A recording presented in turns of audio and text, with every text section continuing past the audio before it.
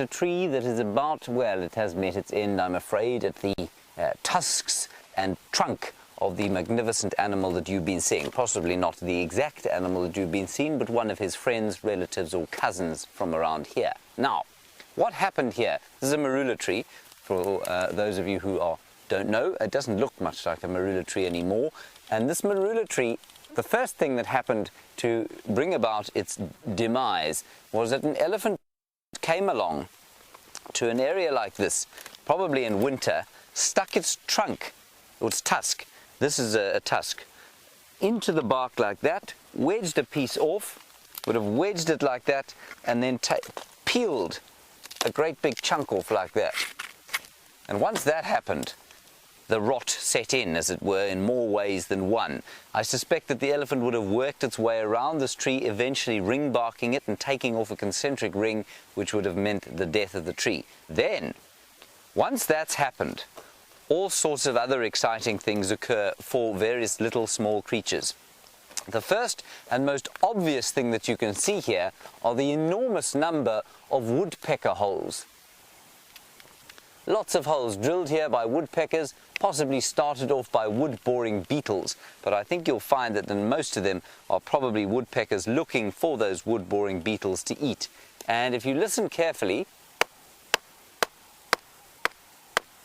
that is the kind of sound that a woodpecker making his territorial tap, the bearded woodpecker, makes in the morning. And he'll find a nice hollow tree like this on which to make his sound. So, lots of woodpecker action. These are possibly also, I'm just looking at all the holes. There's some very low down ones here, so I suspect they're probably also wood borer beetles that have taken an enormous sort of toll on the tree. But the most subtle and interesting thing about this, I think, and this is very old damage, and I don't think it's long before this tree actually blows over in the next strong wind. If you look here, you can see a whole lot of mud. Now this mud used to be underneath the bark that has just fallen off. There you can see it. And it's not, it's definitely not mud that's been rubbed here by an animal, it's mud that's been put here by a termite. And I suspect there was an enormous termite nest underneath the bark that's just fallen off. And if you look carefully, Brian, I don't know how you're going to show this, but if you look up the side of the trunk here, you can see the way that the wood has been eaten away. You can see little pieces have been eaten away underneath where the bark used to be. Now that was probably boring beetles and termites and various other things that have made a meal of the wood. And lots of these holes, we've actually found bits and pieces of sort of grass and sort of drilled wood inside. And I'm sure that's because of the beetles and things that went in there to live. Quite astonishing. And the last thing we'll show you about this tree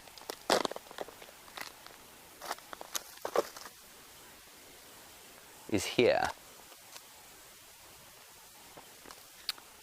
We're just going to bang this. Watch as the rotting wood comes out of here.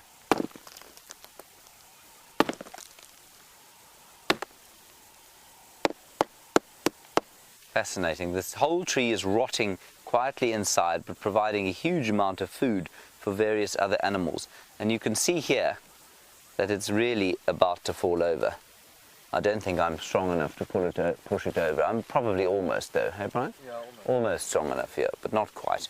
I think it's going, the next big wind that we have through here will probably push it over. So, Emily in Hawaii, we were obviously standing next to a different tree a little while back, a round-leaf teak with an enormous rootstock underneath, and you want to know why the termites don't eat it. I think probably for two reasons. The first being that many of the trees out here are termite resistant because there are so many termites, and the second being that termites prefer dead wood. They don't necessarily want to eat living wood. And certainly, you know, if you have an enormous problem with termites in homes and that sort of thing, it's all on dead wood that they're eating. They don't necessarily get into much of the live wood. So I think that's the other reason. Oh, and the third reason would be that it's underground. Termites tend to harvest above the ground. And the big mounds that you see, they are normally animals bringing, or termites bringing fungus down, not fungus, they're harvesting things above the ground and pulling it down into the ground and into the little fungus gardens. And then the harvester termites, which have burrows under the ground, also harvest grass mainly on the top. And dry wood termites need dry wood like this. That's what they eat. And so they wouldn't go underground to try and pick up kind of the rootstock of a living tree. And certainly trees grow on termite mounds quite successfully around here. That was the dead marula tree. And now we will move on and see what else we can see.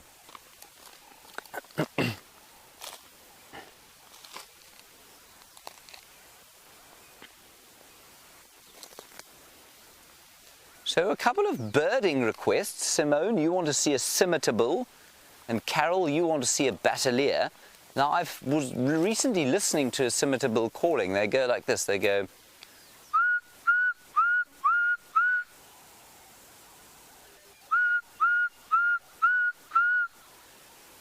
And a scimitar, if you don't know, is like it's sort of a blackbird like that, about that size, with a scimitar-billed beak. And perhaps, I'm not sure, maybe I'm getting the question wrong, but perhaps one of you is suggesting this might be a scimitar feather. I think that's a pretty good thought, actually. Either that, or it's very close relative, Simone. Perhaps it's a green wood hoopoo. That's probably exactly what it is. Well done, Simone. Brilliant. So we're going to go with scimitar or or green wood hoopoo. I feel slightly embarrassed. Carol, it's definitely not a batelier. Bateliers don't have this blue tinge, and batelier would have much larger flight feathers than this. Good thought. Thank you, Simone. Brilliant, actually. I feel embarrassed and thoroughly churlish.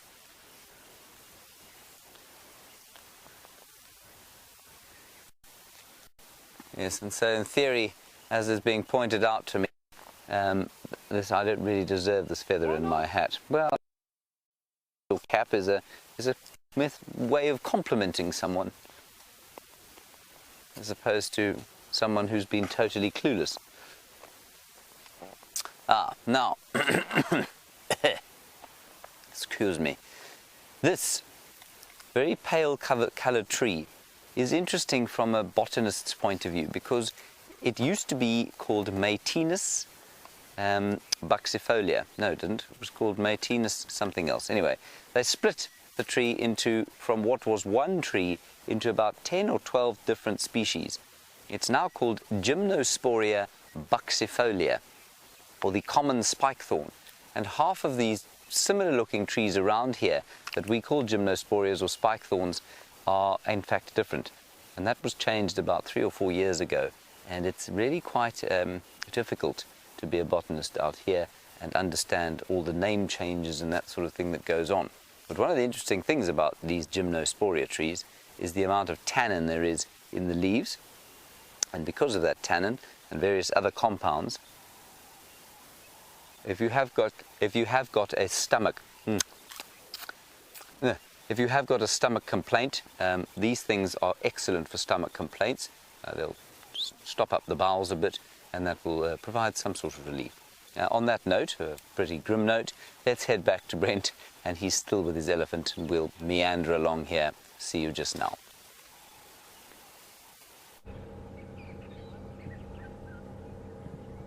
So we're going to talk very quietly. This wonderful Ellie bull keeps dozing off on his feet, and he's busy doing it at the moment. Andrew's going to show you.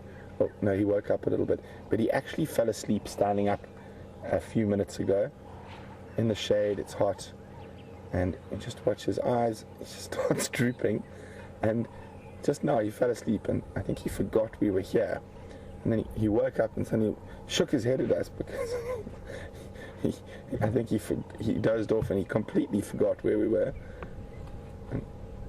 And Ellie bulls do that quite often. They can sort of catch a few Z's on their feet, and sometimes they'll go up to a marula tree or a big tree and nap against the tree, lean against it. Hello, big boy.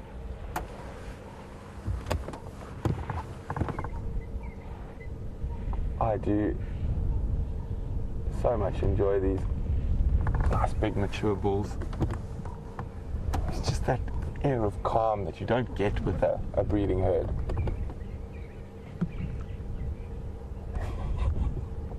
He's dosing again.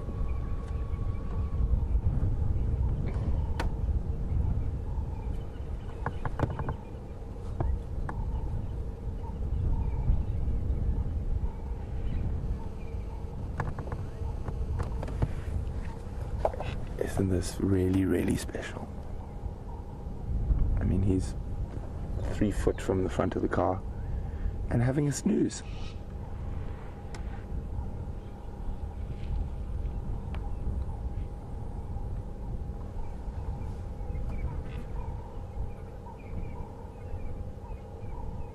It's been a hard night foraging. Deserves a bit of rest as it gets warm.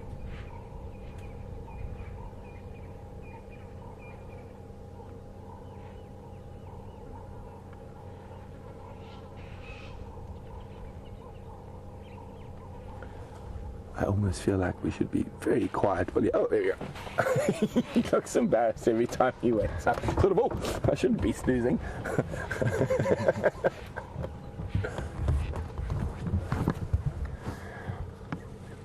There you go, after, no, checking to see if those leaves were of his preference, but maybe not. Maybe he's been feeding on too many of the marulas around here and they've let each other know. Or maybe he's going to, oh, what's he after there? Oh, yeah, scratch again.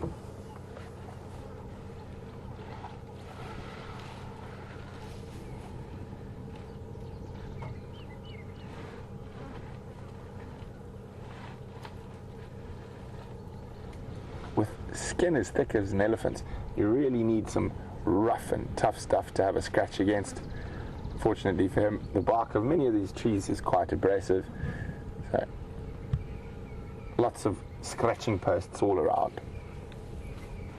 You can see scratching that ear.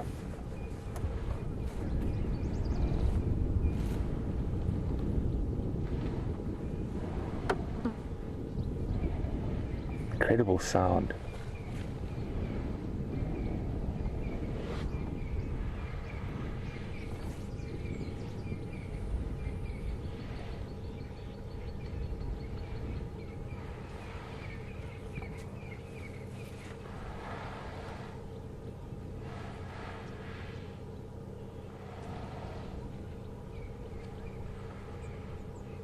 He's scratched that same ear quite a few times since we've been with him.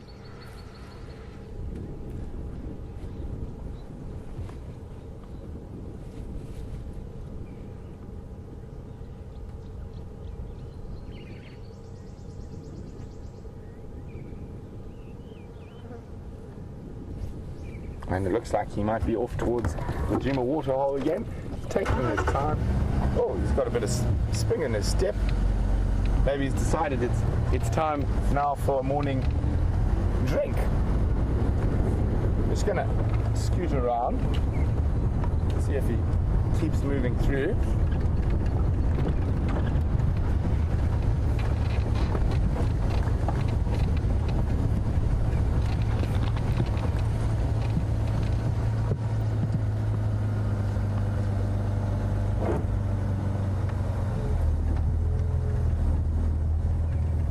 And just behind him is actually where I live. Well, Scott, myself, Nikki, and Jamie, and Eugene, we live over here.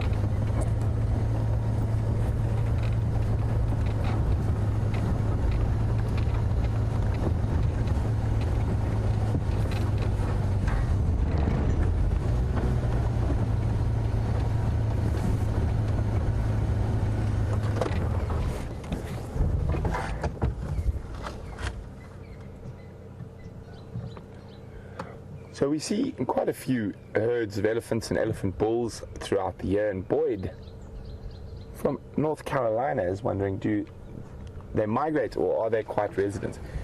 Boyd, you'll have local migrations with food and water and stuff like that, but we do see some of the same herds, but they can move quite far from this area.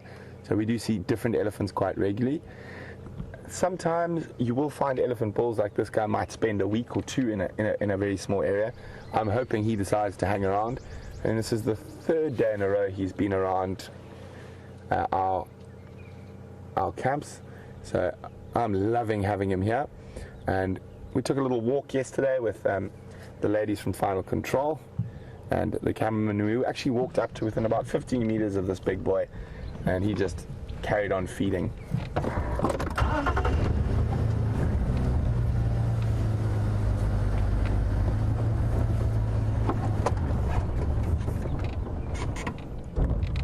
So we're gonna go see what Commander Bond's up to. He's got one of the noisiest creatures in the African bush.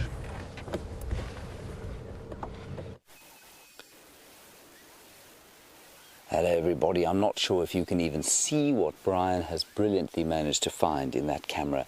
It is one of my favourite little bugs out here, a member of the Hemiptera, a cicada, known throughout the world for making the summer sound, that high-pitched buzzing that makes one think of sitting in a pool somewhere in the heat, perhaps quaffing a delicious gin and tonic, only when we're much older, of course. Now, what I'm going to do is point over towards the cicada. They are calling around us.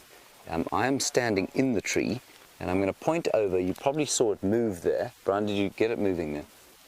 And I will try and make it move around towards the camera, but what I suspect it will do is fly away. Isn't it amazing how incredibly camouflaged it is? There it is.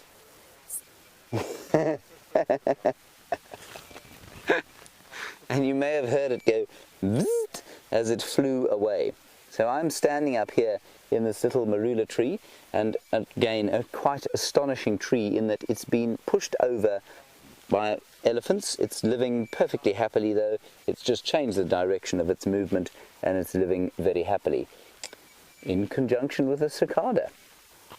Probably a male cicada, in fact definitely a male, because it was calling. Well, it did call, it gave a little bzzzt as it flew off, and the females are not able to do that. They don't have that sound making equipment. This is now high action TV, of course, because I may well fall onto my bottom and require some kind of emergency evacuation. So the males are the only ones that call. The females can't call, and the males try and shout as loud as they can in order to get the females to come to them, and then they will obviously do what males and females do after the singing has ceased. Now, Heidi, you want to know how hard the wood of a marula tree is. It's not a hard wood. It's quite a soft wood. They're quite fast-growing trees, and you can see as soon as the bugs sort of get under the skin or under the bark, they rot pretty quickly. They're nothing like as hard as, say, a leadwood, or in fact most of the trees around here, like this one here that I'm pointing at, that's a red bush willow, and they grow there. That's the densest wood that we get out here, and that sits at about 1,300 kilograms per cubic decimeter. Per cubic meter. So that is, water sits at 1,000 kilograms per cubic meter, right? So that gives you an idea of how dense this is and how heavy it would be. And then, so this wood I would say is probably the one that I'm standing on, the marula. It sits at probably at about 900 or so, probably slightly less dense than water. This will float, whereas the middle of the heartwood of one of these trees will sink. Quite astonishing, really. So some very dense hardwood out here. Most of it not very good for furniture making or any kind of use in the home, because the elephants and other animals, you know, change the shape of how they grow so profoundly. Right, here we go. Brian, you will administer first aid if I come off. There we go.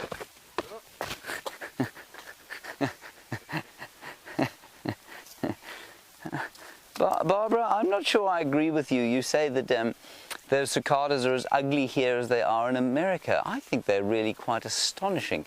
I think they're quite pretty, especially as they don't bite and sting like some insects do.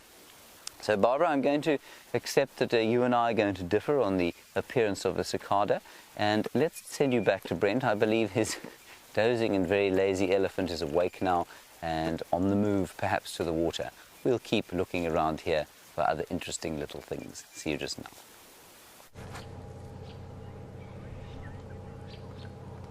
Okay, he's come very, very close. So we've parked away from him and he's walked towards us. So I'm just got to keep nice and calm. He's still eating, he's just picking up little things. But we just don't want to make any sudden movements, Andrew. While an elephant's this close to us. This is incredible. He's probably, I don't know how far, less than like 2 feet or 3 feet from me. Did you hear that? That was him breathing out of his trunk. And off he continues. Isn't this amazing?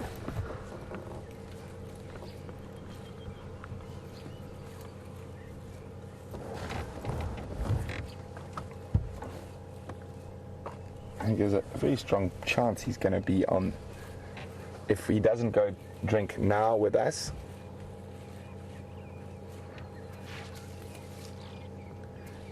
you must definitely have a look at the Gowrie Dam cam. I'm sure if he's going to be there. So Fiona said looked like, oh no, of course he turns his head now, that there was hair in his ears. That's correct, Fiona. You can just see it on the edge there.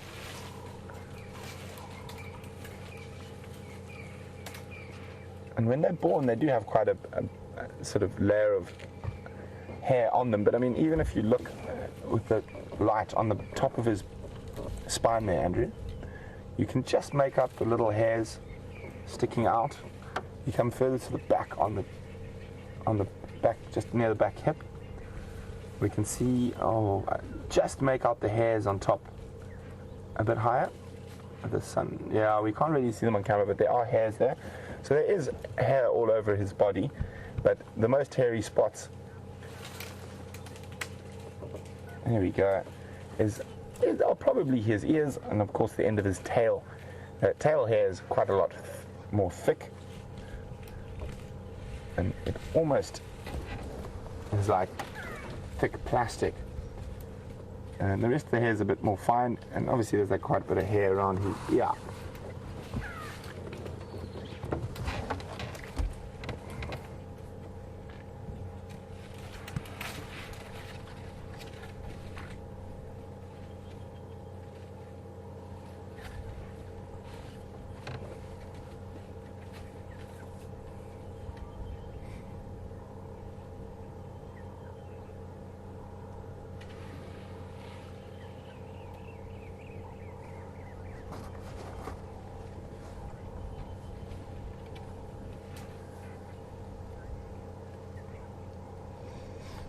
So as that Ellie went past us, we heard him actually exhale, and it was incredible. That, and Dino from Port Ludlow in Washington said, well, they must have to intake a vast amount of air to be able to draw that air onto their olfactory organs. And I was wondering how much volume of air can they inhale at one time? Well, Dino, I would guess it would be the same amount as water, but it's quite difficult to measure air in liters. But it's probably about 2 gallons of air that they can inhale at one time. So just less than 2 gallons.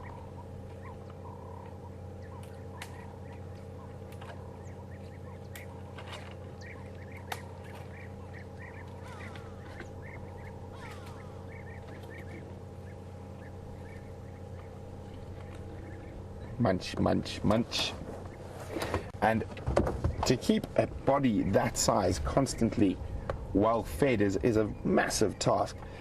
A big Ellie bull like this can probably eat 200 to 300 kilograms of vegetable matter in a day. And also, where water is available, drink up to 100 liters, which is just over 200 gallons. No, sorry, that can't be right. Gallon 1 gallon is 4.5 liters. Sorry, my maths is definitely not my strong point.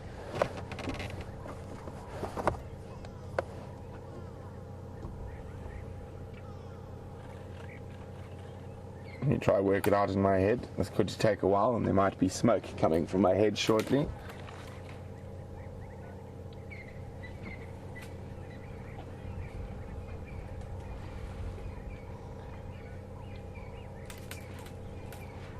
So 100 liters, or it's 4.5 liters to a single gallon.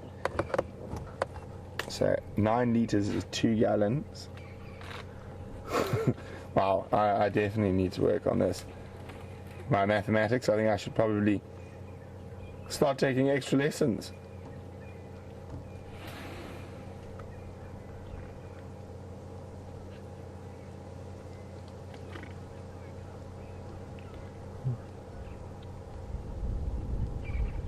Well, I think it's around 22 gallons, 100 liters of water. But why don't you guys double check for me and let me know how many gallons is 100 liters of water. And remember, you can tweet it with the hashtag SafariLive, or you can email it in questions@wildearth.tv.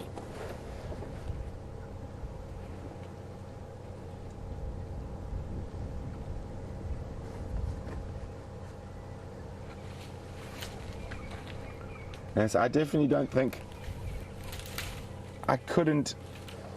I don't think I could live in a continent that doesn't have elephants in it, and lions and leopards and wild dogs. And I must say, I have seen Asian elephants, but the African ones, they do it for me.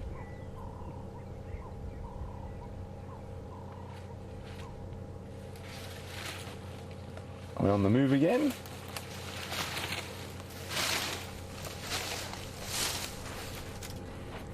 Oh, look at him, he's got some speed on him.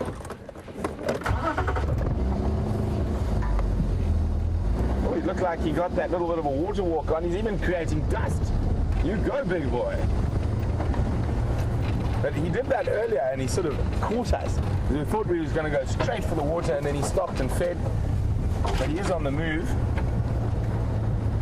Is he going to stop and feed, or is he going to head straight for the water?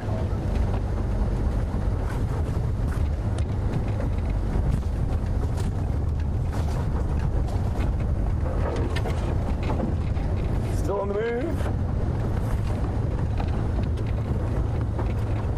And those of you who watch the Gowrie Dam cam, you might see us appear slightly before him, but it looks like he's on it. I'm just going to swing around. And we're going to reverse with him while he makes his way there, if he hasn't sped up. Oh no. I think he's playing games with us. He stopped, smelled something tasty, and he stopped to have a bite again. I wonder what plant he's decided is worth putting off his... Oh, it looks like a little wild asparagus.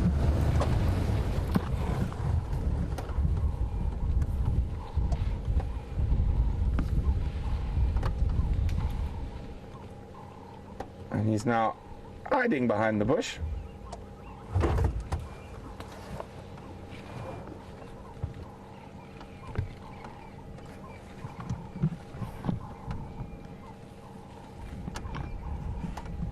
While we stay with him, and hopefully he does head off to have a drink, we're going to go see what Commander Bond's got.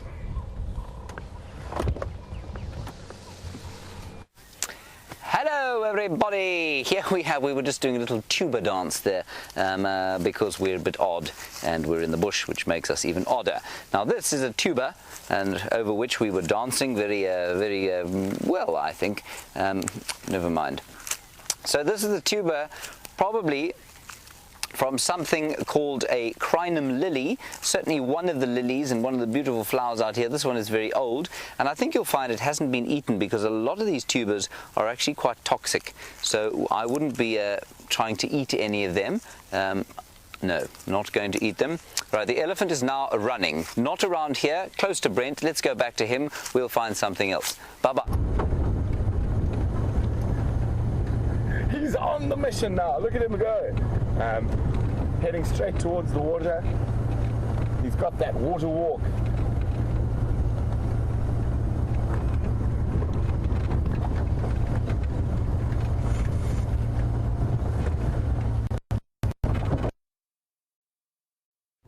Let's try to get opposite him.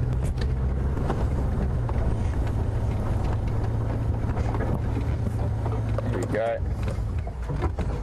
He made it. It's amazing how all of a sudden he suddenly decided to rush for the water. And look at that reflection Andrew's got for you there. And he's gone straight to where the water pipe, the inlet is, and getting that nice clean.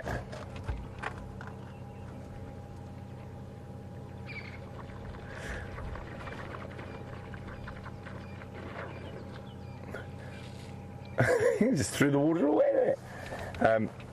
So Margaret says this elephant is easily distracted like a man. How rude, Margaret. And Sandra said he is very, very cute, and I agree. And it's not often something that's so, a cute strut, a cute walk he does. I love it when elephants get... Oh, what's he found? It's amazing how incurious they are. They will pick up pipes and anything to play with, pull it.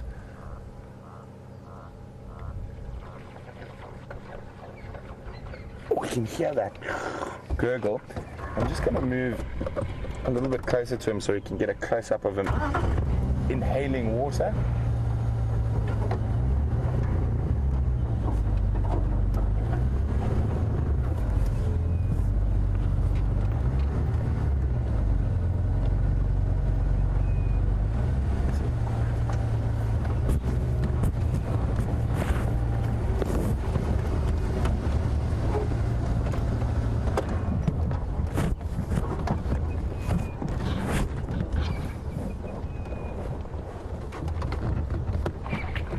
So it looks like he's actually trying to dig out the water pipe. And you can see what they've done there. They've put a big log over the water pipe, and it's specifically to stop elephants ripping the pipe.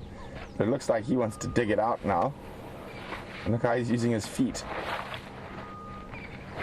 Oh, and I think Jim Reeves might be making his way down here for a few repairs if this big boy succeeds in getting that log loose. Oh, he's going down to his knees. He's going to use his tusk to move the log. Maybe. Oh boy, poor Jim.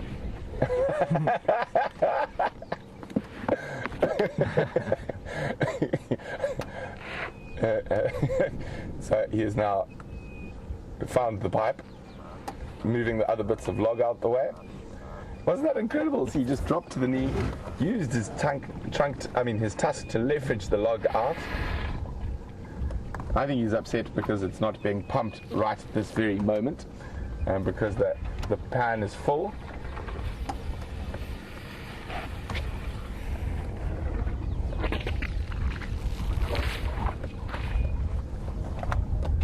So I'm definitely going to have to report that to poor Jim. Because if he gets hold of that pipe, he can rip out quite a fair section of it. He's going to. See, there we go. If you go in close there, Andrew, he's actually got the pipe out, and he's putting his trunk directly over the pipe. Oh, now he's gripping it. Uh-oh. But the pipe, I think his frustration is that the pipe is not producing enough. It's not pumping water right this very second, because, as I said, the pan is already full. So he wants fresh water from the pipe. And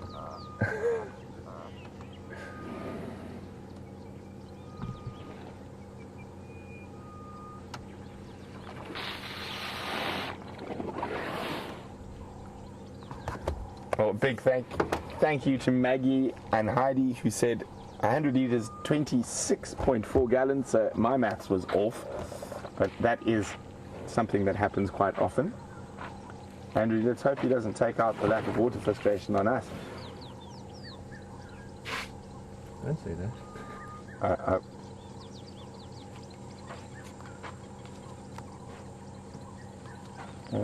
He is so close to us right now. We're just going to have to keep very still.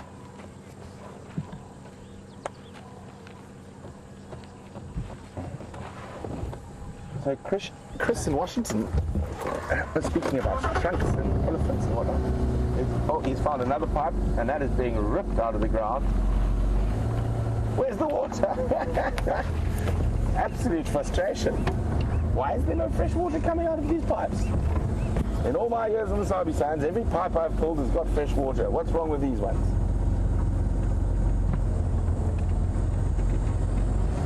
Oh, and now he's found a cable. Let's hope that's not the cable for the Gowrie Dam cam that he's found. Oh, he's left that cable alone.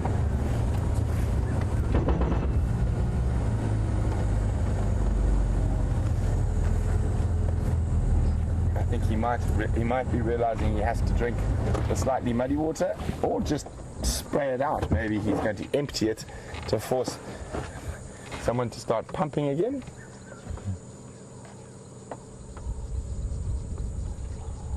No, he's realized he's going to have to drink.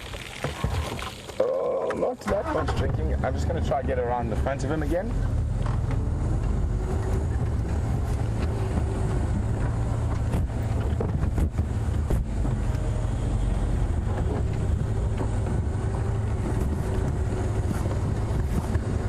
There's what he has done.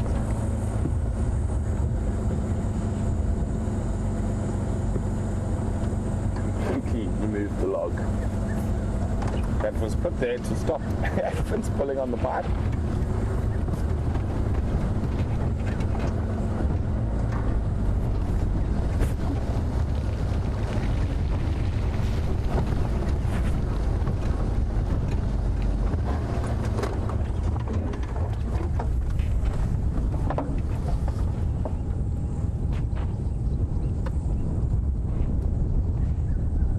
Isn't this? Oh, he's found another pipe.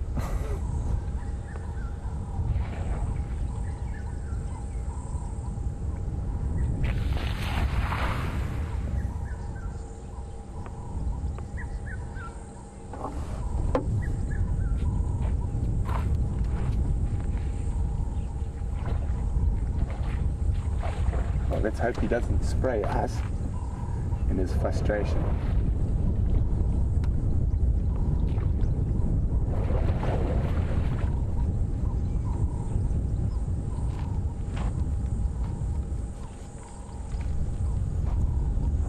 Very close again. He keeps walking closer to us every time we move. Slow movements, and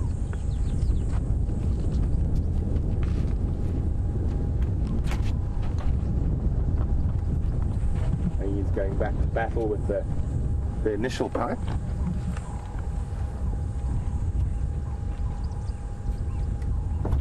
And he's keeping us on our toes.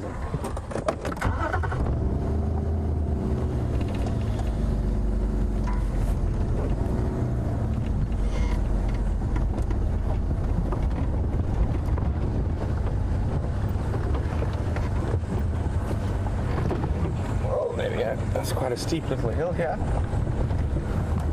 I didn't want to go where we were, right close behind him. It might give him a surprise. That's why I've moved further away. So, and to come wider and not directly at him, or not directly behind him in his blind spot. So while we get back into position, James has got some elephant dung and some insects.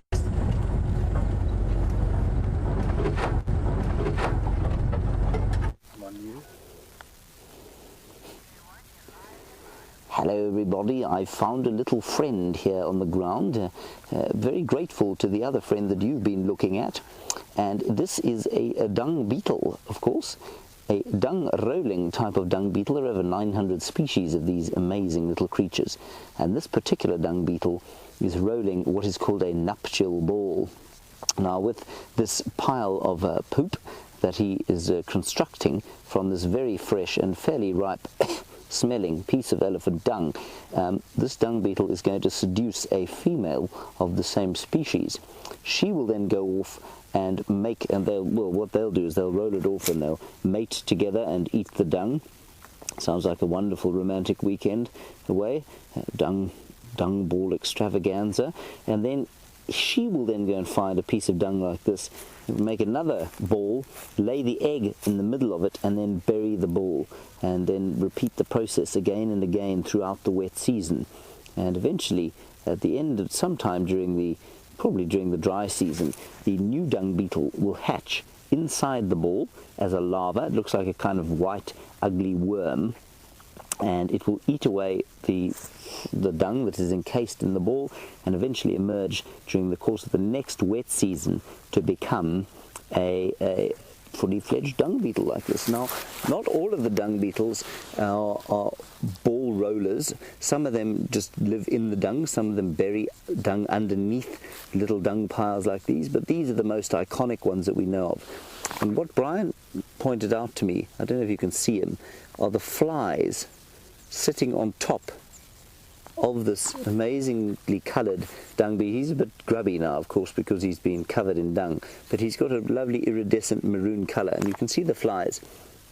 Now, I think the flies are probably just taking bits and pieces of dung off him, but what's interesting is that these dung beetles find dung because they've got another thing called a mite, a sort of parasite that lives on their faces, and those mites help them to find the dung. Without the mites, dung beetles cannot find dung. It's the most amazing thing, and they know that because they imported a whole lot of these things to Australia once, sterilized them and released them to eat the sheep dung that was causing the great fly infestations of Australia, and they couldn't find any dung. They flew about and eventually dropped dead of exhaustion. They did a bit more research, and they found that these mites are a crucial part of how dung beetle survives. And so they imported a whole lot more dung beetles, this time with the mites, and apparently they made an enormous difference to the sheep dung and the consequent fly problems that beset Australia so many years ago.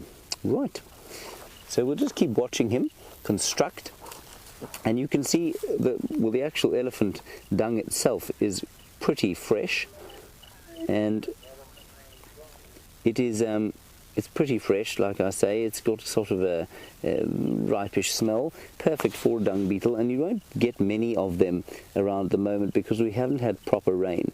Now, like I say, you get 900 different species of dung beetle. That is many, many, many. Lots of them are these kind of dung rolling beetles, but to identify them to species level is often very different. And I know that you looked at one with Brent the other day.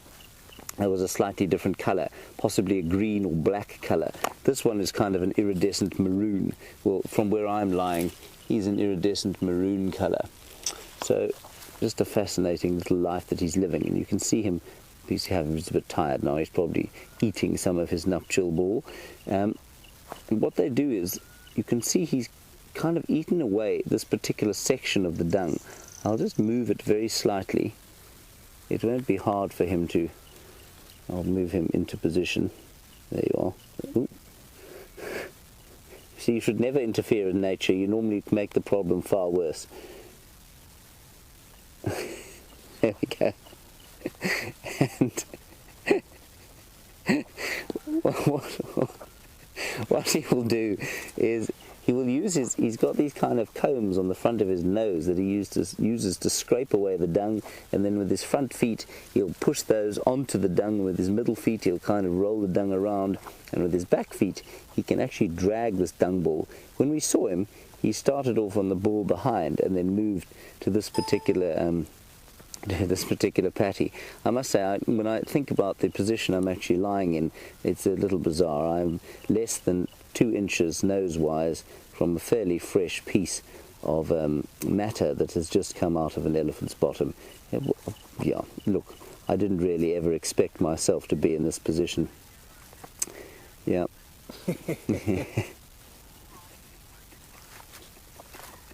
Thank you, Pat. Yes, I think we've probably discovered why I'm still single. like you say, my idea of a romantic extravaganza is perhaps not in keeping with the traditional forms of a romantic extravaganza. Let's have just a quick look at what this elephant has eaten.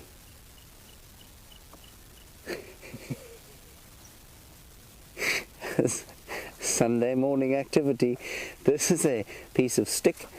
Oh no, man, this dung beetle has gone to sleep. It's literally gone to sleep. Oi! You're on TV, wake up. It's gone to sleep. Or it thinks that it may think that we're attacking it. Anyway, we'll just leave him there.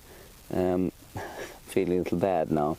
Anyway, so interestingly, I'm not being facetious here. This dung beetle, this dung is filled still with a lot of wood. It's going to fall over again.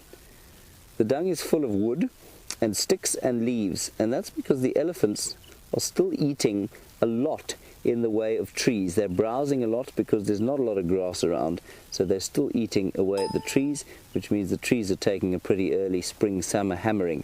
They're little pieces of grass, more than they would be in the middle of winter, but not as much as they would be otherwise. Right, what else can we find around this dung? I was rather hoping the beetle might perform a bit better than he has. He has now either gone to sleep or is paralyzed with terror. There we go. Right. Okay, we're going to spend the last few minutes, I think, with the elephant. Brian and I are very grateful for your patience today. Thank you very much. Big thank you to Tara and Louise for their sterling work in the final control during some trying times. Thank you for being with us on the Bushwalk. From me, we will see you this afternoon, probably in a vehicle, not sure, perhaps on foot. Brian and I will hand you back to Brent and see you later today. Thanks very much. Sorry guys, Ed and I giggling away here.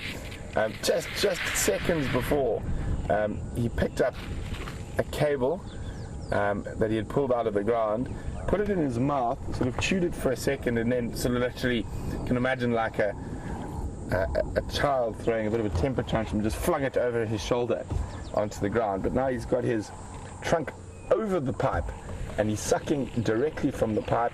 They said there's not much water coming out of it, but he said he's literally trying to draw it out of the ground.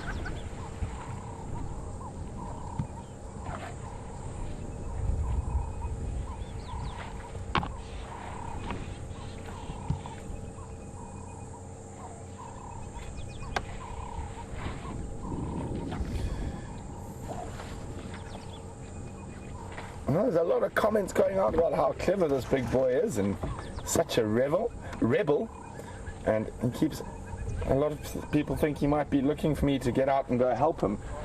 I don't think I'm going to do that.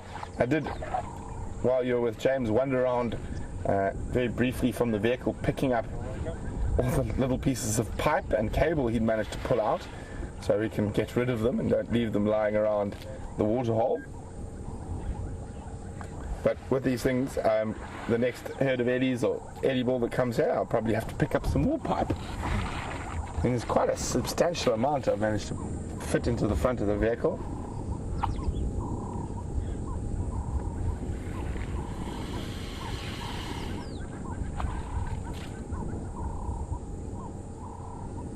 It is incredibly special spending time with these big Eddie balls. There we go, there's all the pipe and stuff we managed to collect. I used my walking stick to hook it so I didn't have to get out of the car, although I did jump out to catch some of the smaller pieces I couldn't hook with my stick.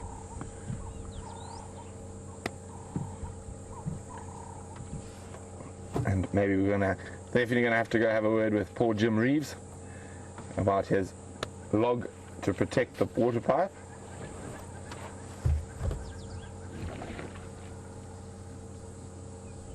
I just keep hoping he sprays Andrew.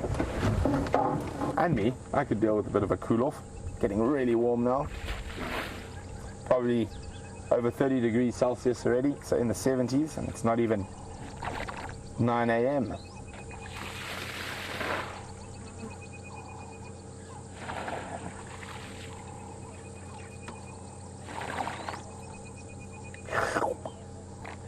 bull.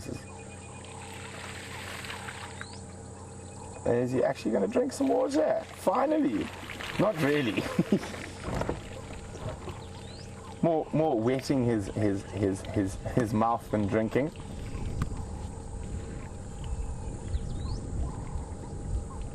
Oh, beautiful big boy.